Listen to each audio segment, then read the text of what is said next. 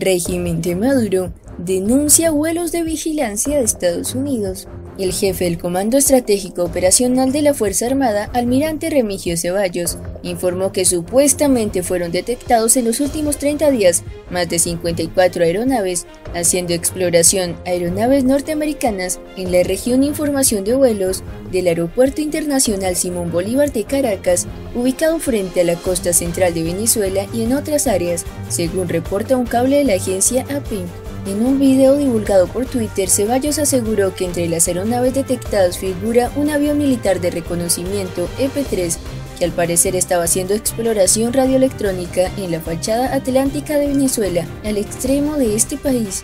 La denuncia de Ceballos se produce en momentos de que Estados Unidos y otros países intentan incrementar la presión sobre el dictador Nicolás Maduro para que deje el poder. La crisis en Venezuela se ha vuelto más aguda desde que el dictador Nicolás Maduro decidió mantenerse en el poder el pasado mes de enero, basado en unas elecciones catalogadas como fraudulentas.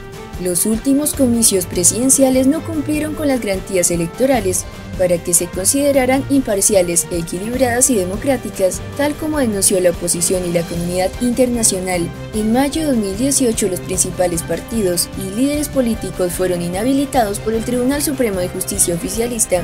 En la contienda solamente acudió Nicolás Maduro y unas agrupaciones políticas sin ningún tipo de posibilidad electoral.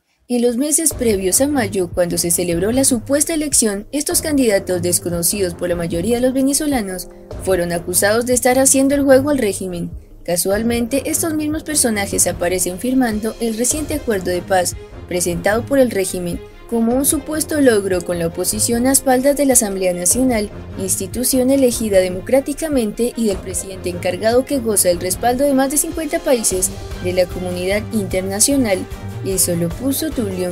Por su parte, Estados Unidos y más de 50 países de todo el mundo han manifestado su apoyo a Juan Guaidó como presidente encargado y presidente de la Asamblea Nacional, único órgano electo en el país por voluntad popular.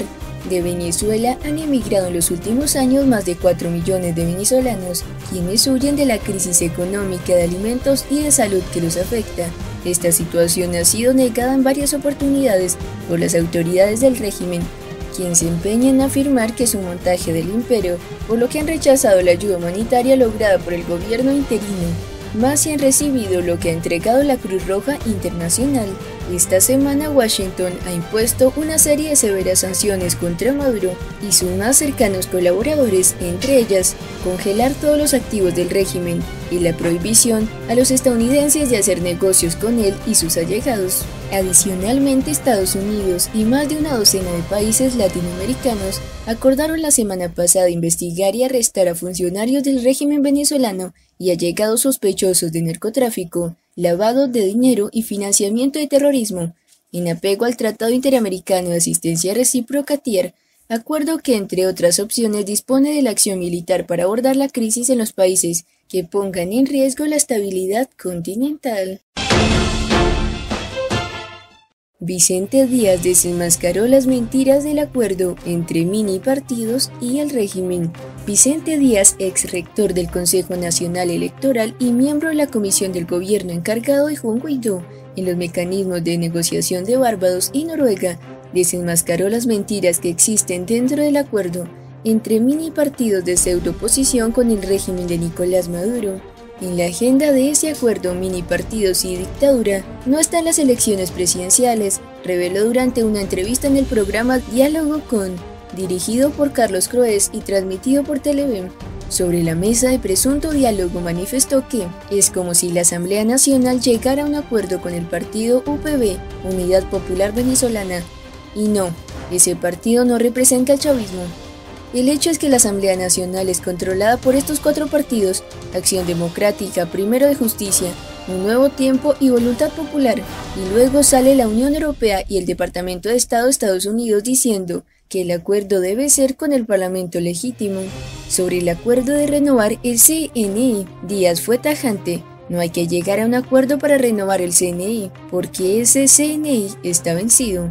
Acerca de la reincorporación de los parlamentarios del chavismo, el Parlamento indicó que para que se incorpore el PSV a la Asamblea Nacional no debe haber acuerdo, se fueron porque les dio la gana, sus curules ya estaban ahí. Entre otras cosas, aseveró que adelantar las elecciones parlamentarias es una maniobra política. Deben de ser en diciembre de 2020 para ellos. El régimen de Maduro todo es un jueguito. Pelota Caribe, una caimanera, puro juego tramposo. El acuerdo que se ha buscado siempre es una elección presidencial limpia, una renovación de poderes y un equilibrio. El grueso de la oposición quiere elecciones presidenciales limpias y justas. Evo perdería las elecciones presidenciales en segunda vuelta según sondeo. El presidente Evo Morales lidera las preferencias de voto en Bolivia para las elecciones presidenciales a realizarse en 3 semanas, aunque perdería en diciembre una segunda vuelta ante el opositor Carlos Mesa, según sondeo publicado este domingo por la prensa local. Morales recaba 33% de las intenciones de voto contra 26% de Mesa para los comicios del próximo 20 de octubre.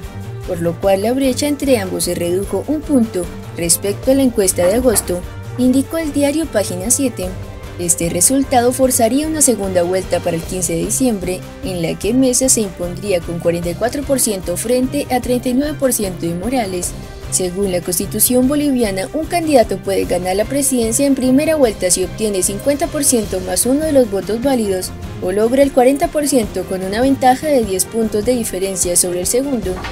Continúa siendo elevada la franja de indecisos 26% que incluyen a quienes no defendieron aún su voto 15% y los que no votaron por ninguno de los candidatos o optaron por el voto en blanco o nulo 11%.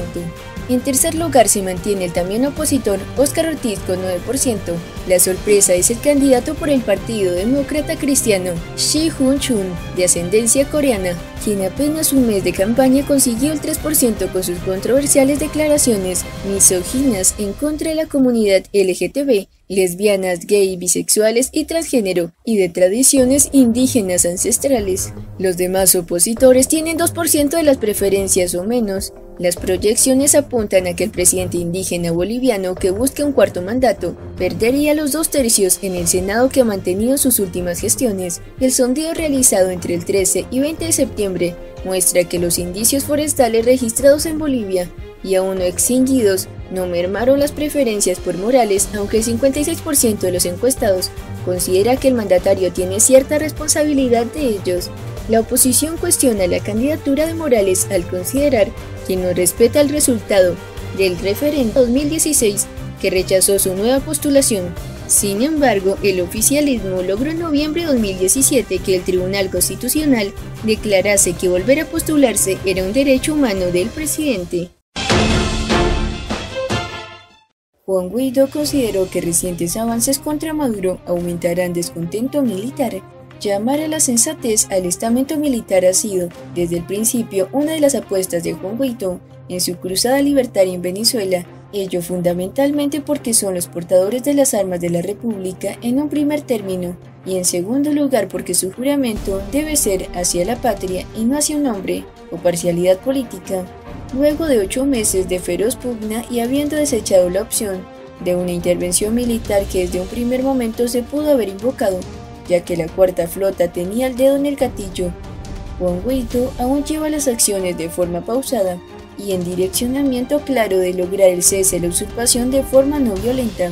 Uno de los elementos que ha recalcado el presidente interino ha sido la gran diferencia que existe entre la realidad que vive la cúpula militar, cuyas necesidades están cubiertas, de lo que vive el resto de los componentes de las Fuerzas Armadas, quienes sufren las mismas carencias de todo el pueblo venezolano. Guaidó, tras resaltar los logros de la gestión de su delegación a nivel internacional y más reciente en el seno de la ONU, publicó un video de Instagram que sin duda este escenario generará mayor presión externa pero también mayores divisiones internas en el régimen y sobre todo profundizará el malestar existente dentro de la Fuerza Armada. El presidente en funciones de la Asamblea Nacional y presidente encargado de Venezuela recalcó las condiciones que ahora se presentan tras la invocación y puesta en funcionamiento del TIAR, amén del incremento de las sanciones en contra de los más connotados chavistas y sus entornos familiares. Cabe destacar que la alta comisionada de las Naciones Unidas para los Derechos Humanos, Michelle Bachelet, no pierde de vista de lo que continúa ocurriendo en Venezuela, respecto a las violaciones de los derechos humanos, por lo que ha determinado la implementación de una comisión permanente que irá monitoreando lo que continúa ocurriendo en el país.